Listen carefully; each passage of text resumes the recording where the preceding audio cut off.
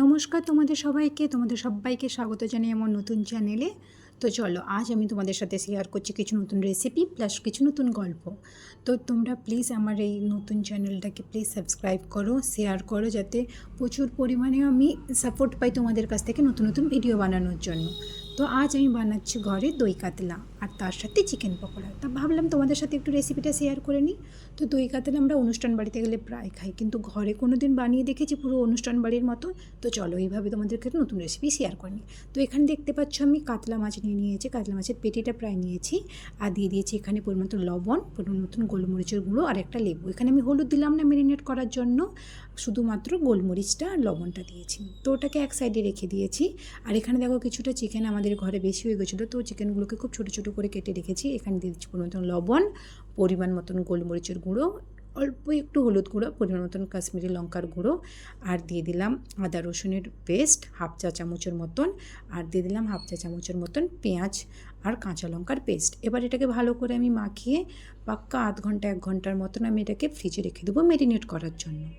তো এটাকে আমি এক সাইডে ম্যারিনেট করার জন্য রেখে দিয়েছি। এইবার দেখো আমি কড়াই বসিয়ে দিয়েছি ওভেনে। তো ওভেনে কড়াই বসিয়ে দেওয়ার পরে আমি দিয়ে দিলাম পরিমাণ মতন তেল, আর তেলটা গরম হলে আমি একে একে করে মাছগুলো ভেজে নেব। আর হ্যাঁ, মাছগুলো আমি খুব কড়া করে ভাজবো না, কারণ এটা যেহেতু দই কাতলা, তো দই কাতলাতে মাছগুলো কড়া করে ভাজলে একদমই ভালো লাগবে না। তো এখানে দেখো আমি মাছগুলো অলরেডি দিয়ে দিয়েছি তেলে, আর একে একে করে মাছগুলো ভেজে নিচ্ছি।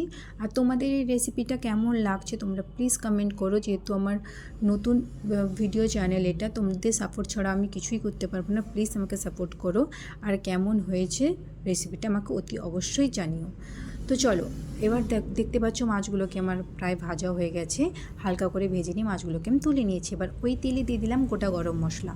গোটা গরম মশলা একটু ফুটে এলেই আমি দিয়ে দিলাম পেঁয়াজ আর কাঁচা লঙ্কার যে পেস্ট আমি আগে থেকে বানিয়ে রেখেছিলাম ওটা। তো ভালো করে এবার পেঁয়াজ কাঁচা লঙ্কার পেস্টটাকে ভালো করে কড়াইতে আমি নাড়িয়ে নিচ্ছি, যতক্ষণ পর্যন্ত না পেঁয়াজের কাঁচা ভাবটা চলে যাচ্ছে আর পেঁয়াজ থেকে তেলটা ছেড়ে যাচ্ছে, ততক্ষণ পর্যন্ত এটাকে ভালো করে আমি একবার কষিয়ে নেব। এবার এটাকে ভালো করে কষিয়ে নেওয়ার পর এর সাথে দিয়ে দেবো আদা রসুনের পেস্ট। আদা রসুনের পেস্ট অল্প দিয়েছি, কারণ দই কাতলাতে আদা রসুনের পেস্টটা খুব একটা দেওয়া হয় না, তাই অল্পই দিয়েছি। আর হ্যাঁ, এই দই কাতলার রেসিপিতে দয়া করে টমেটো দিও না তোমরা কেউ, টমেটো দিলে দইটা ফেটে যাবে, তাই দই কাতলার রেসিপিতে টমেটো দেওয়া হয় না। তো এখানে দিয়ে দিচ্ছি পরিমাণ মতো লবণ, পরিমাণ মতো লঙ্কা গুঁড়ো, আর দিয়ে দিচ্ছি অল্প একটু হলুদ গুঁড়ো, পরিমাণ মতন, মানে হলুদ গুঁড়োটা এখানে দেওয়া হবে না, তাহলে দই কাতলার রেসিপিটা একদম বাজে হয়ে যাবে, তাই অল্প একটু হলুদ দিয়েছি। তো এবার দেখতে পাচ্ছ ভালো করে এবার মশলাটা কষিয়ে নিয়েছি আর তেলটা ছেড়ে গেছে।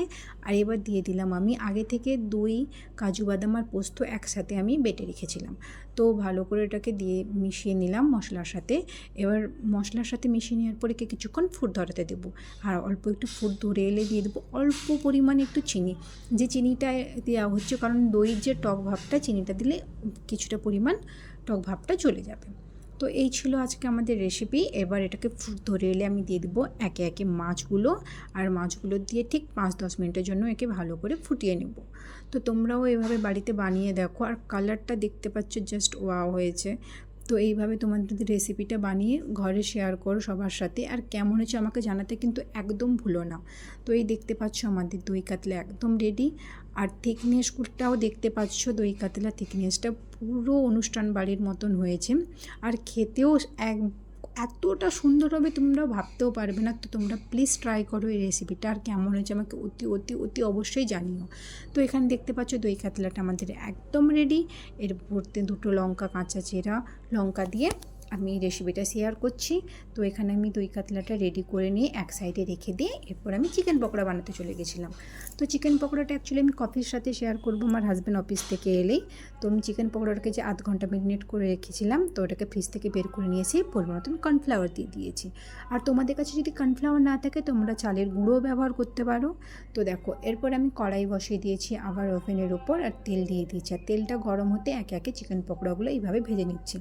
বাজার থেকে তো প্রায় আমরা চিকেন পকোড়া কিনে খাই, ঘরে কোনো দিন বানিয়ে দেখেছো এইভাবে চিকেন পকোড়া? প্লিজ বানিও, আর বানিয়ে দেখো, মানে বাজার থেকে কিনে খাবেই না এরকম চিকেন পকোড়া যদি তোমরা ঘরে বানিয়ে দেখো।